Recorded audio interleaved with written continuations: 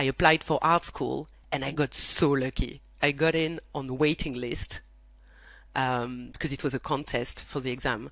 I didn't have a portfolio. I didn't have anything. I just had like drawing I was doing on sheets of paper. I never had a class. I think I kind of had like a strange taste, not strange taste level, but taste level that came from bande dessinée, comics. And so this wasn't the kind of illustration that looked good in art school.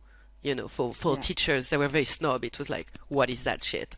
Yeah. And so I think I didn't have a portfolio. So my only hope was to get into like a entrance exam when it was an actual competition. And I got in 3 days before the start of the year. I was on the waiting list like number 30 or something. and I think that was the beginning of it all, really. This podcast is brought to you by the Ultimate Lettering Quiz. Find out just how much you really know about letters by taking the quiz for free on martinaflor.com/quiz. Enjoy!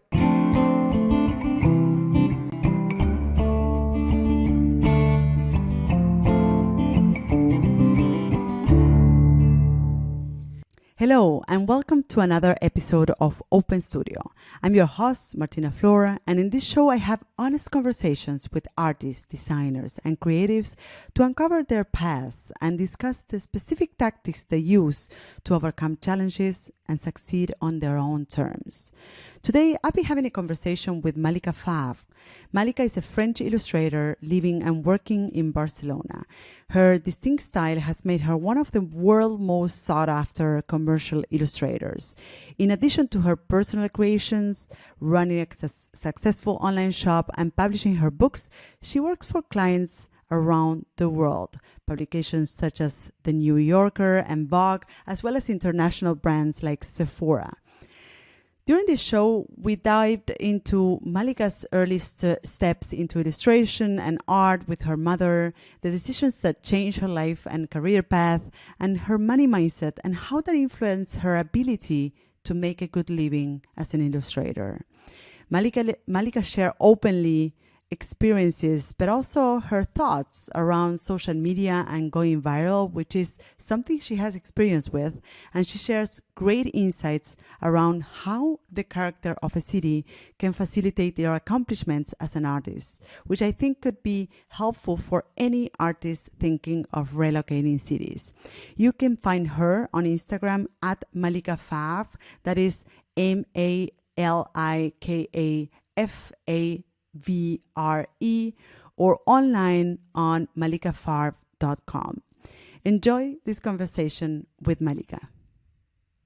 Hello, Malika. Thank you so much for coming on the show. How are you doing? I'm really good. Thanks, Martina. Thanks for inviting me. So, Malika, before we get into the now and your story right now and the things you're doing right now, I'd like to explore a little bit about your past and where you come from. I was reading a little bit about you before we started, and I know that you're born in Paris, France, and you also have lived in London. Now you have moved to Barcelona. So let's start by the beginning. And Paris. How was your upbringing in Paris? And I always like to know a little bit about how your context looked like in that time and how your family looked like. So I have a very special family, we're going to call it. They're very eccentric. So basically I come from an environment that I guess my parents were kind of came into themselves in the 70s. And in a way, they were a little bit hippie. I think my entire family is a little bit hippie. So I grew up in that environment, like, for example, without any TV. My parents were both vegetarians, which in the 80s in France did not exist. Like, you were a pariah, basically. But for example, the fact that we grew up, me and my brother, without TV meant that we had to find things to do, as kids. And for me, it was drawing. I think I was drawing every day. I was drawing with my mum because my mum is actually an artist. And even though she never made a career out of it, she saw something, I was really excited about drawing. She saw something in me and she really pushed me. Like, she's the one who taught me, about drawing, but also about colors, composition, all of that. So I think I can't remember myself not drawing.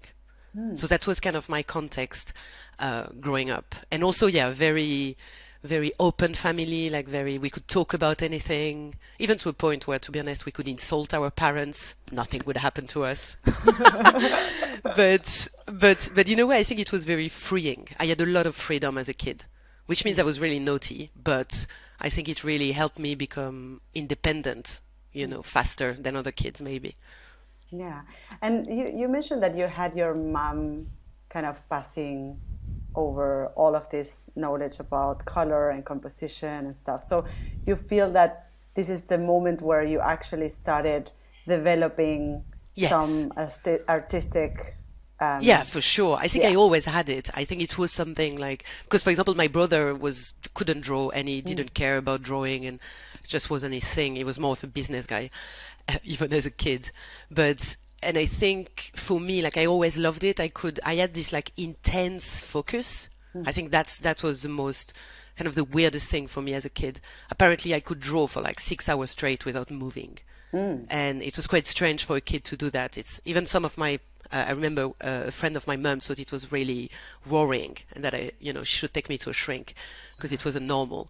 But I think it then became my strength because I can still do that now. It's like I have this extreme concentration when I draw where I really get in the vibe and it's hard for me to get out of it. And what And came then after? and then there Yeah. is there is actually another thing that's very important, I guess, in my childhood is that I was born with a very strong strabismus. So my eyes were basically saying hello to each other, but on a permanent basis. So I looked funny. For me, like I could see like any other kid because I don't, I didn't see the difference. I didn't see double, or anything Yeah. like that. But I think also it made me a little bit of a loner when I was really young, and the funny thing is that when I was I got an operation when I was 6 to fix it, and it fixed it kind of, I'd say 90%. But then when I draw, even up to today, when I really focus, my eyes go like this. So they still do. So it's funny. It's like, I think I think this had probably an influence on what I do today and the way I draw. In which way, you mean? Probably because, for example, I discovered very late that I can't see 3D. I mean, I can. For me, I can. I don't see the world flat. But I discovered, when they started to screen 3D movies in the cinemas and stuff. So like, I don't know, when we were like 15 to 20, and I was going to the movie with my glasses, and then I was like, I see blurry. What's wrong with this? This is really shit. Why am I paying more for this? So then actually I realized that there was something where, and now I know it. It's like, I think I'm almost like a bird, who has the eyes on both ways. So I think I can't see the 3D. It really tires me because my eyes never look exactly at the same point at the same time. So I think in a way, maybe the way I construct depth with colors and shadows has something to do with that. I think it has something to do with that. Yeah, well, it makes a lot of sense when you mention it, actually. And thinking of your work, for those that are listening that don't know Malika's work, I'm going to add Malika's website on our show notes so that you can get to know her work. But when you mention this new way of expressing depth through actually flat images, because Yeah. most of the work you do is really flat and it's like shapes, juxtaposition of shapes or shapes overlapping on top of each other, but you can still recreate scenes and you can still have a sense of depth, but with very simple shapes, right? So it's interesting that something mechanical in the way you see also had an impact on your artistic perspective. We'll never know really, but We'll never know, I kind of think it does. I kind of when I thought about it at some point, it was not long ago actually that I thought about it, and it kind of makes sense somehow. Yeah.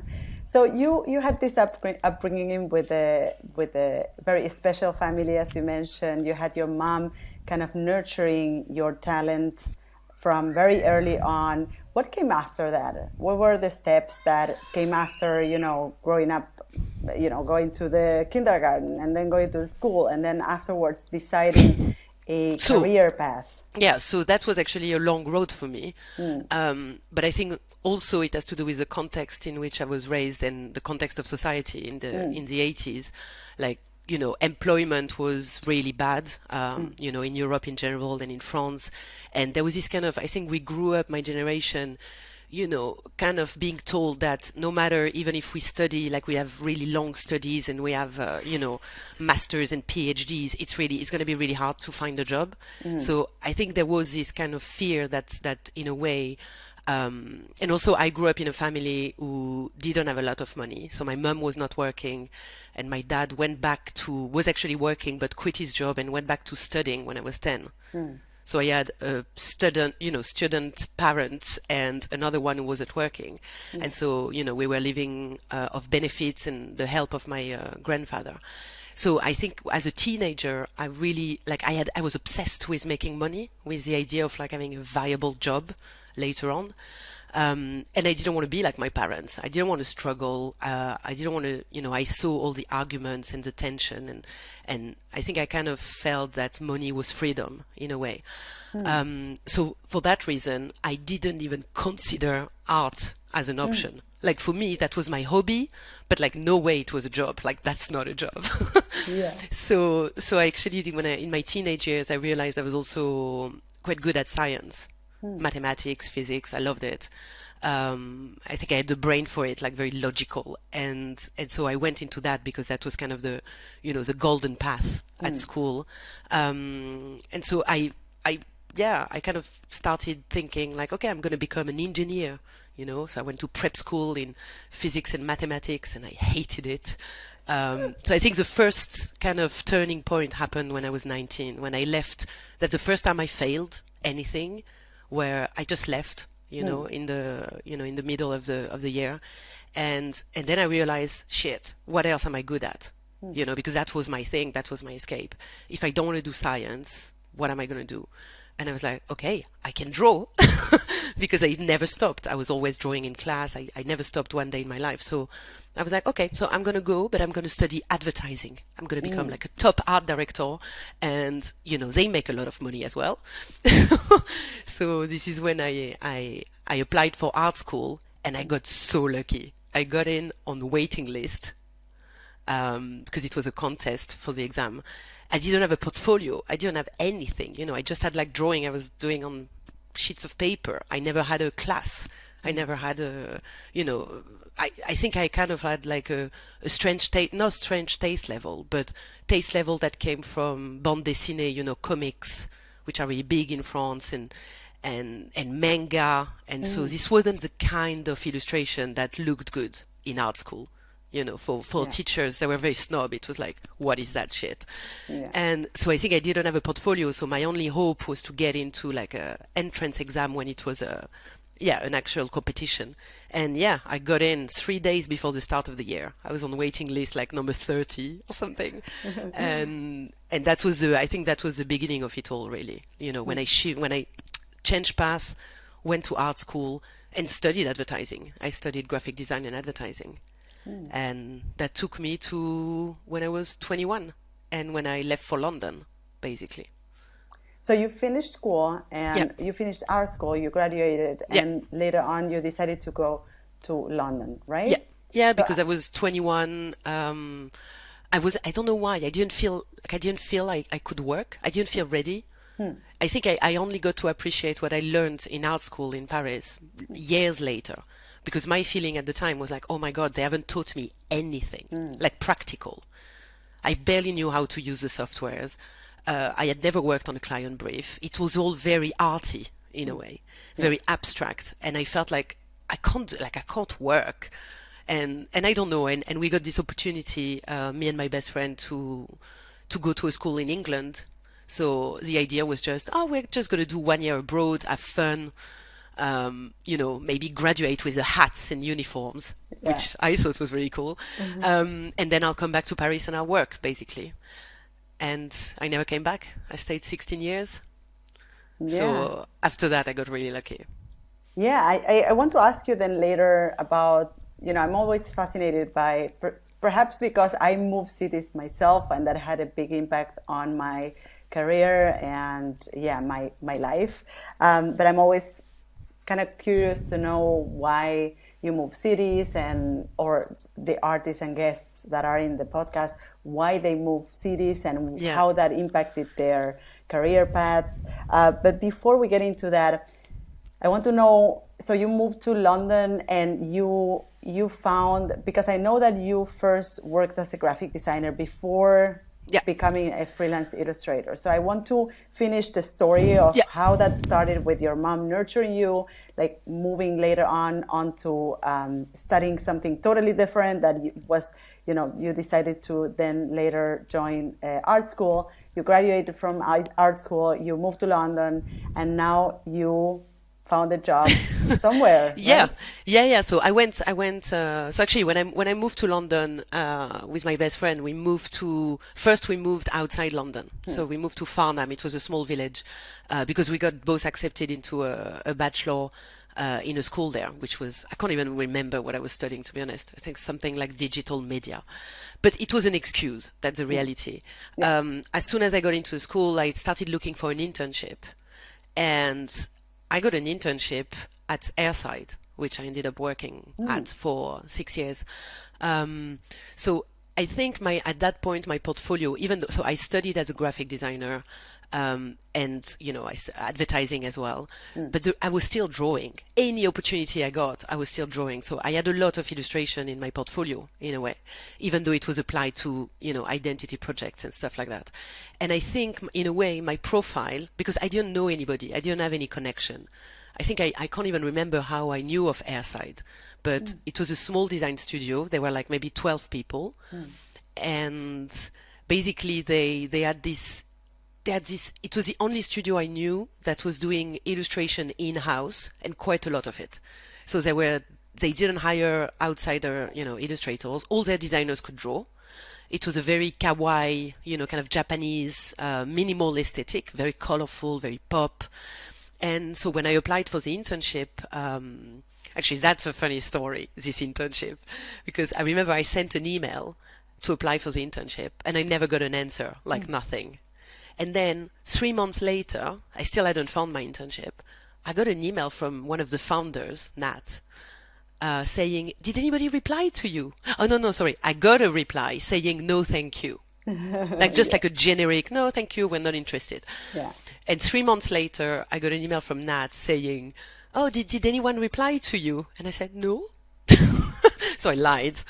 And I think they didn't communicate between them. Yeah. And she was like, "Oh, do you want to come in for an interview?" And I was like, "Yes, of course. Yes, I'll come in." And so I came into London, and I was expecting like a big sign on the street, saying Airside. And actually they were in the basement of a Victorian house. So first of all, I was half an hour late because I forgot the address. I was in the street. I was going up and down and asking everybody if they knew who Airside was, which no one knew. So I was half an hour late. I ended up arriving, apologizing, feeling like really bad. But Nat was really, really lovely. And for the little story, back then, Airside was also really famous because one of the founder and Nat's husband, Fred Deakin, was one half of the band Lemon Jelly, who were doing a lot of trip hop, and they were really big in the 90s in the UK. And so a lot of applicants wanted to work at Airside because they wanted to work with Fred. So there was this kind of other layer to the studio where Fred was the big star. And I remember one of the first questions Nat asked me is like, "So what do you think of the Lemon Jelly, or do you like?" And I was like, "Never heard of it." Oh my God. Because for me, like it didn't reach Paris. So I was like, "Don't know who that is." And I think it was kind of the moment where she was like, "You're hired." Because there was no kind of fan thing going on. And I think I wanted it for the right reasons, in a way. Yeah. And and I got, it happened really fast. Like, I think the next day she told me, "Can you start on Monday?" And that was my internship. That was the internship that changed my life. Like I did 3 months of internship where I worked like a psychopath, like really. But then I still had to wait. Basically, they were such a small studio and they didn't want to grow. So they didn't have the capacity to hire more people at that point. So what I did is I left after my internship. I went to work in another studio called Unit 9, who were big fans of Airside. So that opened the door for me. I stayed there for a year. And a year later, Dick Hogg, who was one of the designers at Airside, I met him randomly in the street in London. And I was like, so how are you? You know, how are things? And he was like, oh, I'm good. By the way, I'm leaving. And the first thing that came out of my mouth was, can I have your job? Like, it just came out. And, you know, it was very un-British to say. But, you know, and it was a little bit awkward. But then I went back. I mean, I went back to my job and stuff. And the next day I got an email from Alex, another one from Airside, saying, were you serious about it? Like, were you serious about what you told Dick yesterday? And I was like, yeah, I'll leave my job. I'll come work for you. And I think a week later, I had a job interview in a pub, drinking wine with them. Really fun. And that's how I got my job. And I stayed there for 6 years. And you just mentioned that this internship really changed your life. In which way do you think that had an impact on where you are right now? Because there's always, you know, in a career path, there's always milestones. So from what you just said, I can pinpoint that, you know, going to our school was perhaps a milestone where you said, like, well, this is the thing, right? So this is, you know, I was wrong joining an engineer career, and this is the right place to be for me. So when you joined the internship, that was another milestone for you. And in which way do you feel, or in which way do you identify those milestones in your life? I think it definitely was, because also it was the first time I was actually in a work environment. So it was the first time I could test myself and I could see, do I have something to bring? Am I good enough? What are my skills? And actually, I think, you know, for example, the drawing, for me, it's something that always came very naturally. And I think as a general rule, we tend to not value things that come easy to us, you know, and we tend to think there is nothing special about it because it's not through hard work and suffering. Yes. Or maybe that's French, I don't know, but there was a little bit this feeling of like, you can't be complacent. If you're good at something, you should work on the other things, which is bullshit. Yeah. So basically when I think I very, very quickly when I did my internship, I realized that I was good. Like, you know, that I was fast. More than anything, I was fast. And they realized that too. Like, I remember I was an intern and I pitched with them for a big MasterCard illustrated campaign, huge billboards in airports, and we won. And I actually got to do those illustrations. So, you know, I wasn't just an intern who was making coffee and really fast, really quickly, I was making real projects for real clients. You know, I was the cheapest designer there was back then. and I think that's when I realized that there was no point for me pursuing, in a way, graphic design because I wasn't that good at it. It wasn't my thing. But illustration, I had something. And I think for me, it's when I really worked on my illustration, you know, on finding my voice. This is when it started, when I kind of thought, okay, this is what I'm good at. I need to work on that. You know, fuck logos. I'm never going to be good at it. But drawing, you know, this is my thing. It sounds like a dream job, what you're describing. It's a place where, you know, even being a design agency or an advertising agency, it is a place that allows you to develop that skill that you had already. So I wonder, why did you decide to leave? What was, you know, what was the background of that decision? Well, because... Or what were you pursuing? What did you think that you were missing by working for someone? I think when I entered Airside, I was very... I had very flexible styles, so I could adapt, and actually that was part of the job, you know. I think we had a common aesthetic, of course. I loved that everything was pop, colorful, minimal, but their style was very strong. It was very Japanese. It was very like these little cute characters, and and I was totally happy doing that, and I loved it, for years. But I think slowly, in a way, the fact that they let me explore my own style as well, because there was another amazing, it was an amazing place. Huh? I love them. What was great about it as well is that this studio had a shop. They had an online shop, and the idea was that any designer on this spare time, or when you were waiting for feedback from a client or you had nothing to do, you could come up with something for the shop. Could be a t-shirt, could be a sculpture. We even did jewelry.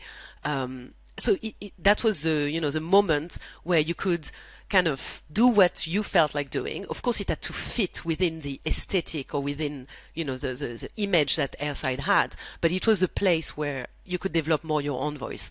And for me, that's how I found my style. I found my voice by creating t-shirts and screen prints. And so the first thing I came up with was my first alphabet, which was the alpha bunnies, like little bunnies making sexual positions.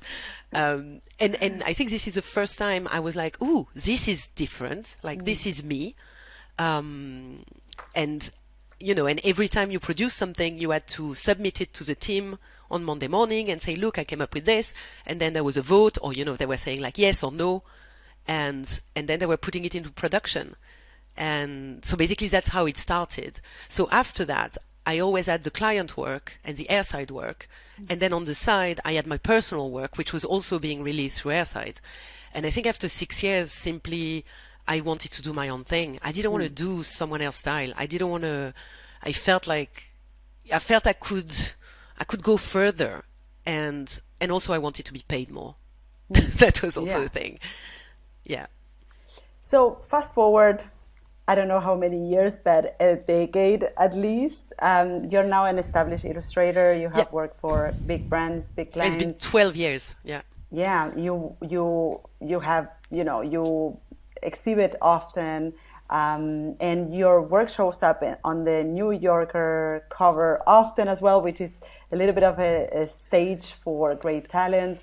And I know that there might be a lot of people listening right now that are young illustrators, and they look up to you and they want to be where you are right now, and they want to see how you made it, right? But I'm now personally interested in understanding, how is that for you? How is it for you to have all that exposure and recognition, and if this is something you enjoy, and if this is something that has as well downsides. So if you feel that at some point all that exposure had an impact on the way you behave, on the work you do, on your results, on the way you make decisions. Well, it definitely has an impact on how I make decisions. But I think, there is famous and famous, because I think it's kind of like, for me, I always see it as like a niche. I'm famous within a small niche.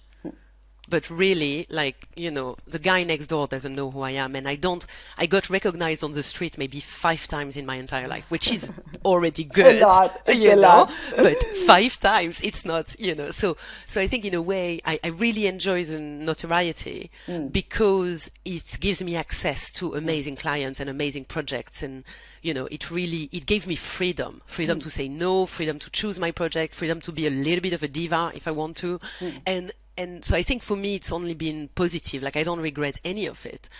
And the New Yorker is good exposure because it's not, you're not becoming the Kardashians, you're being exposed to like-minded people as well. So I think, there is nothing nasty that came of that. I think it's almost, I get more scared when I do projects like, for example, when I did last year the poster of La Merced in Barcelona, I did the poster of the city, the annual, festival of the city of Barcelona, and that put my work in every single home in Catalonia. And that was different because I was not talking to designers, and I was not, it was everyone. And that was a little bit intense, like all the press going with it, all the emails you receive for like really bad projects, like all the kind of the avalanche of reactions in Twitter and people finding it, this is horrible. There were some stories, that this side I really don't like, people commenting and saying like, oh my God, she's copying the New Yorker. That was hilarious, actually. when they were actually saying I was copying the person doing the New Yorker covers. But you kind of start getting these attacks, and I think this is a side of notoriety that I really hate. So I think that's also why I'm very protective of my image. I do very little video. I'm not in the public eye. If you look at my Instagram, I think you can count on two hands how many photos of me there are. I think I really make a difference between the persona and the work. And I know that I could be more famous if I put my personal life on there. If I shared more of that, but I don't want to. I'm not interested. Because that also has its downside, and I don't want to enter that world. Yeah. I want to go back to something that you said before, because you just mentioned that you left that job because you didn't only want to develop your own voice, but you also wanted to make more money. And I love an illustrator who makes that a statement, because I feel that in our discipline, there's enough negative thinking around what is possible for us as artists, that we cannot make money, that we cannot find clients. And going back to some of the things you said in the beginning related to your upbringing, you mentioned that it was because you didn't have money as a kid. It was very important for you as you were growing up and you were a teenager and you were choosing your career path. It was very important for you to do something that will make you money. And looking at your success right now, and that you're a well-paid illustrator, and you work for big clients, I wonder if you think that this mindset that you had an impact on your success. If you feel that this idea of like, hey, I want to make money no matter what I do, you feel that this attitude had an impact on how you are paid nowadays. Yeah, so I think, of course, I think it did. And I think it also, I changed the way I thought about money, and the way I perceived money changed a lot over the years. I think when I was a teenager, I was quite obsessed, and my brother as well, actually, he's very successful too. But I think I was thinking of money like for the wrong reasons. I was valuing it for the wrong reasons. Because what happened when I was at Airside is, as well, being in such a small studio, I had access to everything. Like, there was no hiding the budgets and everything. So I knew exactly how much money they were making on projects, and I knew how much I was paid. So I mean, and I like numbers, so it was very easy for me to work out that there was big margin, And I think also I have to say that the London context made it possible, because, for example, Barcelona is much harder. It's much tougher. Budgets are much smaller. So I think it's harder to make it as an artist and to value yourself, because no one else does, So, but in London, there was money everywhere.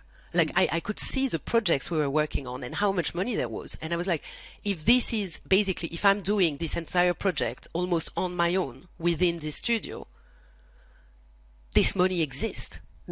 So, of course, you're not going to get the same fees as an entire studio, but I realized there is money in illustration. If you value yourself, if you find the right clients, and that's also the thing. Then later on, when I went freelance, of course, I realized that there is no free lunch.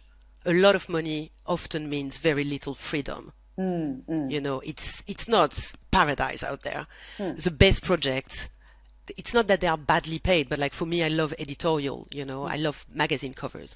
Never is a magazine going to pay you the same as an advertising company for a project, for the same amount of work. But the value of it, the impact it has on the world, the quality of the work you can do is the value. So I think also at some point I realized I want money, but why do I want money? It's not to buy myself nice things and, show off. What I want money because I don't want to have to worry about that, and I want to be free. I want to be free to say no and free to say yes. And I think I see money as a way to buy my freedom in a way, and to say no to money. So I think I never chose projects based on money. I never did. Like if there wasn't something good that could come out of it, something at least, like there are I was proposed a lot of big money projects that went against what I believed, and I had to say no. It's like, I think it's a drug, so you have to be really careful. Yeah, totally. And there's so many windows you open right there that I would like to explore. So you mentioned, and I think this is the perfect segue to speak about the topic that I mentioned before that I love understanding more about when I have guests on the podcast that move cities or relocated. And you mentioned before, you know, that you felt that in London there was the money and that in Barcelona things are different. And I want to ask you, in which way do you feel? So you moved to London very early on when you were leaving art school, and you found employment there. And I want to ask you, how do you feel that London had an impact on your career as an artist? In which ways? Because probably it wasn't only it wasn't only just that the fact that there was the money or that No. there was like a lot of jobs available, right? So No. I Yeah. wonder first, why did you decide at that time to move to London and how that impacted your career? And why now you decided to relocate to Barcelona, and how I can imagine that the motivations to do one and another were really different Yeah. because you were also in very different moments in life and in your career. So I'm curious about understanding more about this. So London was, I mean, what I loved about London and what really, for me, London defined me. Like who I became today, like in terms of career, I think I owe it to London, for sure, for sure. I loved it. First of all, I was in love with the place. It was very tough, you know, it was a very expensive city, not a great quality of life, weather was shit. You know, so that's not why we stayed in general. But what was amazing in London and what I loved, and I think that in a way is very different in Paris or Barcelona or even like Milan or Italy. I mean, I think we're more Latin people. And what I loved about London and that I miss, you know, sometimes is that in London, no one cares who you know. No one cares. It's not about connections. It's about good work. Even if you don't know anybody, you can land a job for the Tate Modern, or you know, if they've seen your work somewhere and the work is good enough, they will give you the opportunity. There is none of that nepotism that you have in Latin countries and in France as well. You know, I think that's also why I was scared of France, because in Paris I didn't know anybody. I didn't know anybody connected to that world, and so I was like, I'm never going to get a cool job, because I don't have the connections. And I think in London, I made it because I was doing good work and it was getting seen. And also there were so many amazing design studios. You know, there was so much creativity. There were so many designers there and illustrators. But people were coming from, the difference as well is that people were coming from outside to come and work with designers in London. Yeah. So you could be in London and have projects for Japan, for the US, for Switzerland, from everywhere. It's much more difficult, you know, France is much more, you know, for French brands, for French people. And there is a lot of work there because there is a big luxury industry and creative industry. But it's the same here in Barcelona. I know a few people who work internationally, but a lot of people here work nationally. And that's, you know, your circle of possibilities is so much smaller. So I think in a way, London allowed me, in a way, being in London allowed me to have the luxury to leave London. Because by the end of it, my clients were not even in London. They were everywhere else in the world. Yeah. And so I think when I spent 16 years in London and I enjoyed it, like everything, the vibes, the parties, the pubs, the friends, the theater. I mean, everything was amazing. But also it's a city for the young. It's like the quality of life, the lack of it, it catches up with you. And I think when I reached a certain age, like I moved on my own, in my own flat when I was 30, and I was the first one of my friends to do so. I still have friends who flat share at 40. Yeah. And so when I moved into my own flat, you know, that was a big milestone. And then I got myself an assistant. Then, you know, but I was still working from home. And at some point I was like, why am I here? Why am I still here? It's like, I don't go to parties, you know, I don't have the same social life I had before. I travel a lot. Do I want to be coming back to London every time? You know, is this, so I think that's when I knew, I think it's more or less when I was like 32, 33, where I was like, no, now I want to slow down. Yeah. I want to have a better quality of life. And in London, you can't slow down because everybody is working like crazy. So if you slow down, you feel lazy, you have social pressure. It's like you want to go to the pub all the time or you want to do things all the time and everybody's working late. So that's when I felt like, no, I need to go and find a place where I can have the type of life I want to have now, which is more chilled, long lunches, sun, and I thought of Barcelona. Yeah, it's like the obvious solution, right? Like the obvious place to go to, right? I had a connection to, because also when I moved to London, I didn't know anybody. I mean, I went with my best friend, but I had to reconstruct my entire life. And I think when I decided to move to Barcelona, it happened, when it actually happened, what was it, 4 years ago? So yeah, I was like 36. And I was scared because I was like, I don't want to have to start again. How am I going to make friends? So I knew I wanted to go to a city that I knew, where I had connections, where I had friends, something where I didn't feel I was starting from scratch. Yeah. And so for me, the two cities I was thinking of was Mexico City, where I've been many times and I have family and friends, and Barcelona, which I visited as well many, many times.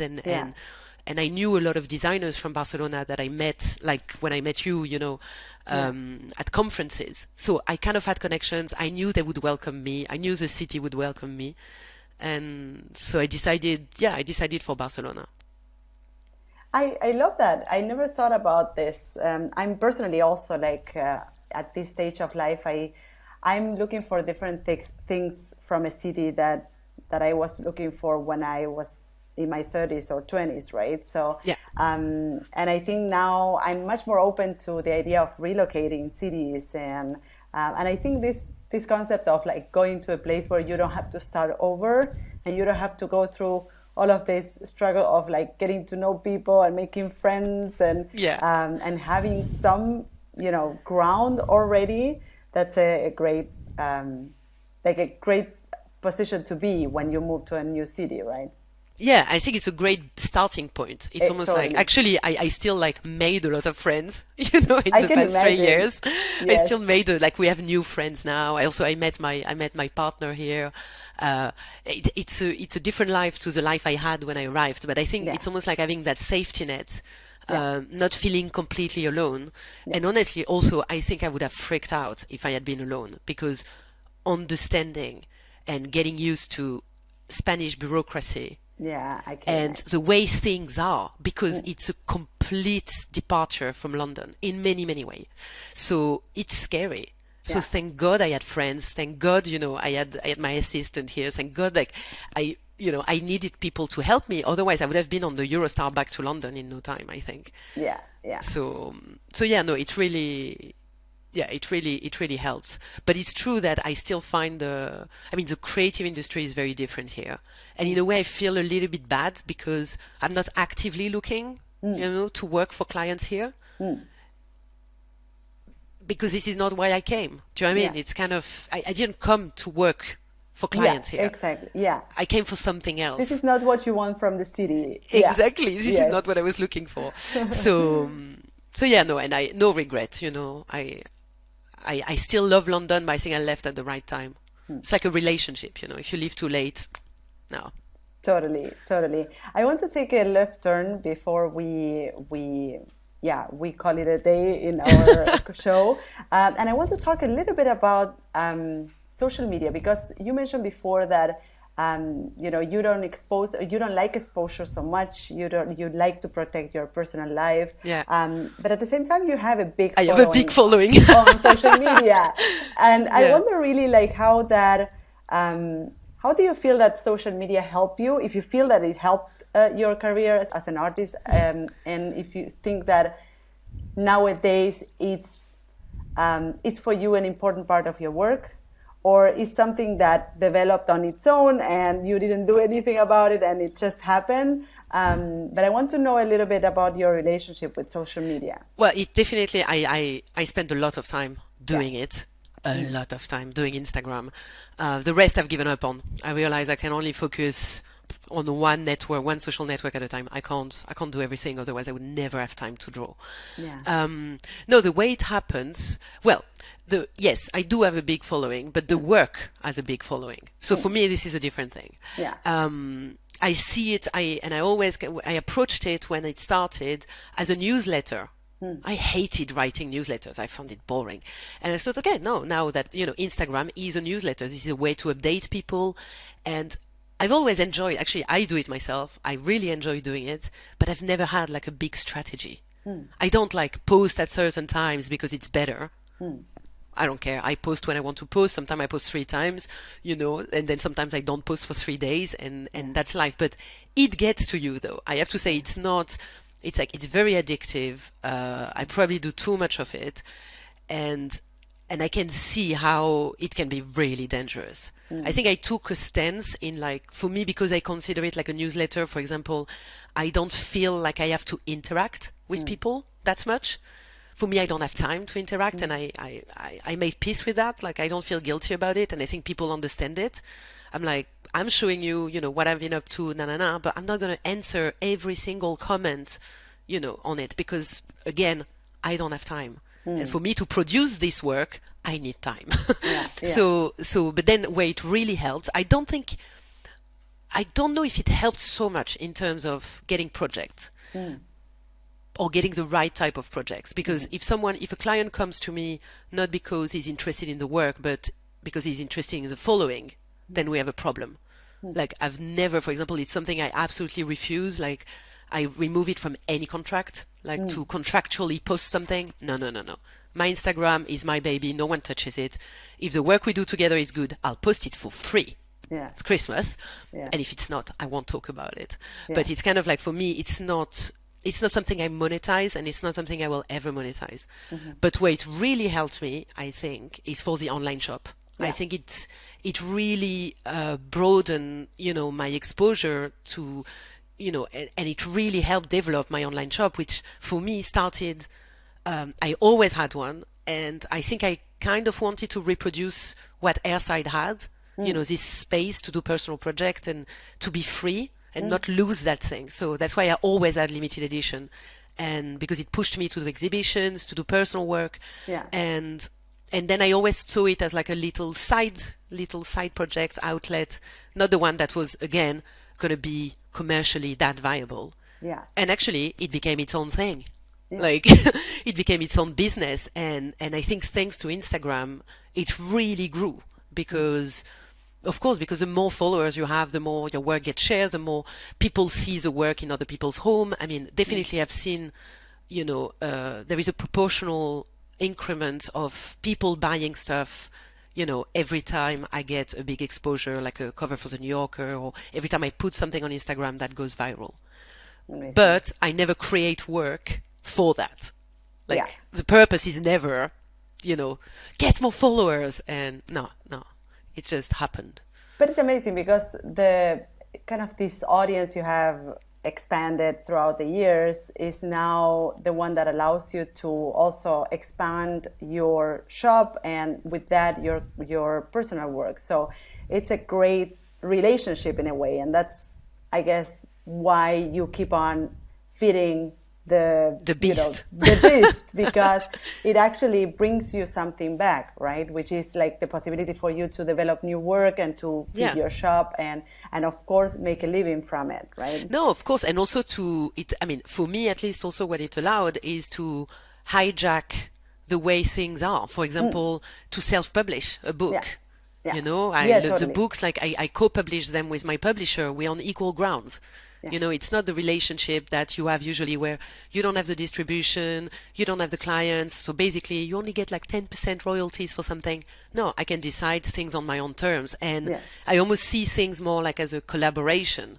It's because at the end of the day, I have the same exposure as my publisher. So it gives you strength, I think. And yes, it gives you power. Yeah. But also it's something, I think the issue we have now is that people expect things to happen really fast. And so you want to go from 0 to 100K followers in a month. you can't get quality if you do that. For me, it's something that, of course, I had these big moments of having big traffic, like when I did the Kama Sutra, or when I did, every time I do a New Yorker cover, I get lots of traffic. It's like these are the projects that bring people to you, but the rest is just patience, putting up, putting good work up, doing good work, and waiting. And I think it kind of, if what you do is special, people will share it. Yeah. So you have but to in almost between, be there's a yourself. lot of like non-special things. Like in between those things that go viral, there's a lot of like regular work. Right? Yeah, a lot of regular work, and also I think sometimes we have blind faith in social media, and we take it as like a giant focus group. Yeah, this is not the way. I've seen it as well with my own work. Sometimes I remember when I did the poster of Montreux Jazz Festival, which is one of my favorite piece of work, favorite projects I ever did. First time I put it on social media, it got like a really kind of reaction. Not much, you know? And I was a bit surprised. I was a bit like, oh, come on, guys. I worked really hard on that. All that negative space. But I don't know if it was something that people were not used to at the time. But anyway, every time I reposted it later on, or it came back, it started growing. If today I post the same poster, it will be on the top post of the year. So it's funny how you have to be like, in a way, you have to trust yourself. Yeah. You have to trust yourself. And the same way, you can't please your followers. You have to please yourself first, and eventually they'll follow. Amazing. So I want to talk about, to wrap it up, I want to talk about one of the covers that actually went viral. I read on an article that you did this New Yorker's health, medicine, and bodies issue in April 2017. In which the illustration called Operating Theater was designed from the perspective of the patient, featuring 4 female surgeons. So you said that the aim was to capture the feeling of people watching you lose consciousness, right? As you lay on the OP bed or on the room. And I want to ask you, this went viral, and a lot of like teams or surgeon teams took pictures that emulated your cover, and this was a big thing on social media. So I want to ask you a little bit about how that experience is, and how, what are the things that you learn from those experiences in terms of like, okay, they bring me a lot of exposure, but at the same time, how your work can create that kind of reaction, right? It was to be honest, it was one of the most amazing moments. Also because I didn't do it on purpose. I didn't plan for it to be viral. I didn't plan for people to do that. Yeah. And I actually think before that, so I had done some New Yorker covers before that, but the New Yorker covers I had done were like the Page Turner or In the Shade, were very glamorous. They were very, very me in a way, but they were very iconic of my type of work. And I had done the Bob Dylan cover as well, which was Bob Dylan.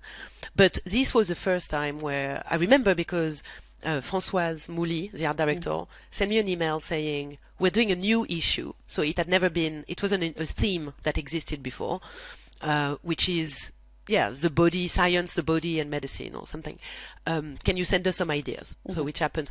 And when I had no idea, because I couldn't research what was the vibe of this issue, because it hasn't been done before. And so I think when I sent some ideas, one of the ideas came from a very personal place, which was my memory as a child from being on that operating table when they operated my eyes.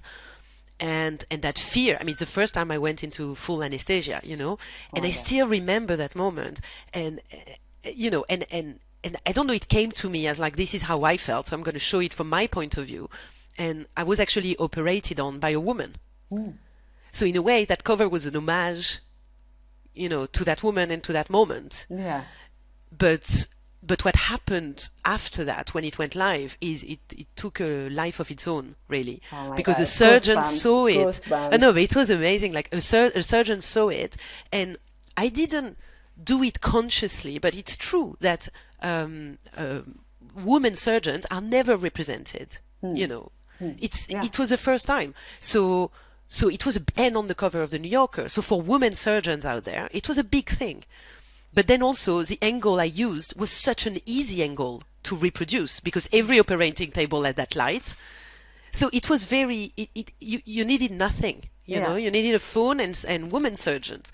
And so this is actually thanks to this woman, Susan Pitt, who started the New Yorker Challenge and saying, you know, women surgeon out there, show yourself. Yeah. It was crazy. We received more than 5,000 images from everywhere. They were just like pouring over and people were doing articles about it. And, you know, I was really humbled because I can't say like, yay, that was you know, no, it's just, I just did what felt right. And I mean, of course, I'm a big feminist, and I do a lot of, I mean, I empower women through the drawings a lot. I draw a lot of, you know, strong women, but it wasn't like a conscious decision. And I also think that Françoise saw it, you know, because my first sketch was with women. And then when I developed it, I gave her some options where there was a mix. And she's the one who said, no, go back. Go back to your first draft, because she saw in it what I didn't see when I sent the sketch. And I think that's why I got the cover. So I think it was an amazing, honestly, it was really an amazing moment, because that's good notoriety. You know, that's something going viral for the right reasons, something that's helping. Totally. And I feel that it's also a lot of, you know, it's something for us illustrators and creatives to learn from. You know, we tend to think that that we don't contribute enough, that you know, our work doesn't save lives. And in a way, an image can have such an impact in visualizing a certain group or a certain discipline that is hidden or not exposed enough. And I think that there's a lot of value in that, and we should appreciate more what we are capable of with our work. But I also think there is a lot of pressure that comes, especially in today's society, that comes with, it comes with social media, with this thing. It's like, you have to help charities, you have to do good in the world, you have to, you know, it's also a lot about image. And you have to say something. It can't just be pretty. But I think there is a lot of pressure associated to that. And I actually think, for me, it's if you tell yourself, I'm going to do empowering work, usually it feels forced and it doesn't come naturally. I think it comes from within. I think who you are as a person comes out in your work. And naturally, if you like nature, or if you care about organic food, or if you're gonna get involved in those projects that talk about that, and you're not gonna get involved in other projects that go against your values. So I think just doing this for me is enough. I think we have to stop pressuring ourselves of like, oh, we have to be everything to everyone. I think it comes eventually. I mean, at least for me, that's what happened. Like, but then, for example, when that cover came out, the one thing I took from it is, where before I was letting all my instincts do the work and not thinking about the potential significance of something. After that, I changed that, and I purposely, you know, kind of always looked of how can I make the story stronger? What is it going to tell people? How does it reflect society? I think I questioned more, and in a way, I think the work became better after that, because it's a balance of going on instinct and trusting your instinct, but also questioning, because my work is going to be seen. What does it say? What's the message? You know, and I think it allows you to add something maybe that you hadn't seen before, and it makes the work stronger.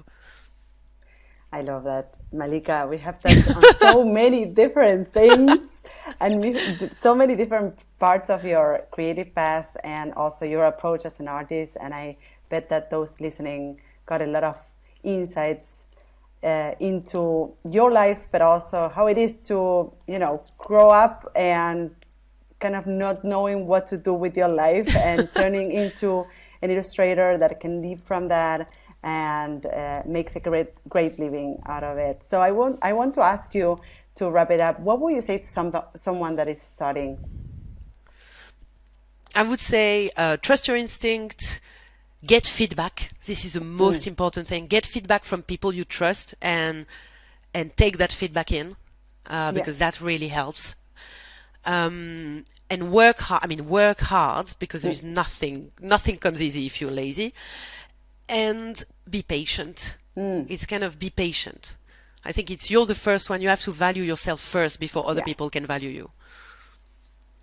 Lastly, where can people find you? I want to add all of the links to, and this is what I always do, to add all of the links to our show notes so that everyone can find you. You mentioned your books, you mentioned your prints, you mentioned your shop. Where can people find you besides your website? Well, that's basically, I'm mainly, as I said, I can only do one thing at a time. So I'm mainly on Instagram, and then on Instagram and my website. That's Amazing. where I live in the virtual world. Great. And from your website, we can get onto your online shop, right? Yeah. It's direct. We can find the books and the prints and everything. Exactly. Actually, the books are sold out, but third edition of my book is coming out in a couple of weeks. Great. So we're going to add all of these links to our show notes. Thank you so much, everybody, for listening. Thank you so much, Malika, for Thanks, being Martina. there. And for A pleasure. It's nice to see you again. Totally. Years later. Absolutely. So thank you so much for taking the time today. And thank you, everybody, for listening. See you in the next episode. Bye-bye. Ciao, ciao. So this is it. I hope you loved this episode. You can find me, the host of the show, on social networks at Martina Flor on Instagram, Twitter, and Facebook. If you have a question or comments, go to martinaflor.com/podcast, where you can see previous episodes, find show notes, and send voice memos with your comments and questions. You can also watch these episodes on YouTube. Just go to martinaflor.com/YouTube to find them. You can, of course, listen to all our episodes on your favorite podcast platform. If you loved this episode, subscribe to this podcast. And if you leave us a review, it will help others find us. Thank you all for listening, and see you in the next episode of Martina Flor's Open Studio. Bye-bye.